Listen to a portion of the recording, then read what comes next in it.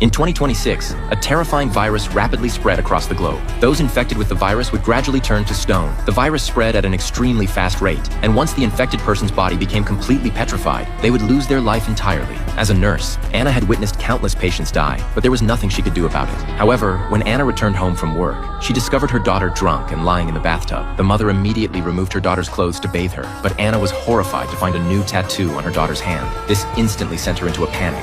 Fearing her daughter had contracted the virus, Anna immediately grabbed some alcohol to disinfect her. She planned to take her to the hospital for examination the next day, but this upset her daughter, who thought her mother was simply making a big fuss over nothing. The next morning, however, the girl still accompanied her mother to the hospital, but when she saw the syringe in the nurse's hand, a strange fear suddenly rose within her. Yet to avoid being scolded by her mother, she mustered up the courage to get the injection. However, due to the overwhelming number of patients, the nurse informed them that the test results wouldn't be available for 7 days. Meanwhile, Anna was preparing to check on the patients. Since this entire floor housed virus-infected patients, doctors and nurses were also afraid of contracting the virus. Most of the staff had already left, and those who remained could be counted on one hand. When Anna reached the corridor, she discovered that yesterday's patient meals were still sitting on the food cart. With no other choice, Anna pushed the cart to deliver the meals to the patients. When she entered the ward, the entire room was filled with patients who had already turned to stone. Their petrification had reached over 80%. The patients had lost the ability to move. What came from their mouths was no longer air, but powder. They could only sustain their lives through machines. Fortunately, this virus didn't spread through the air. Just as Anna was delivering food to the last patient, she discovered that the person had completely petrified and lost their life entirely.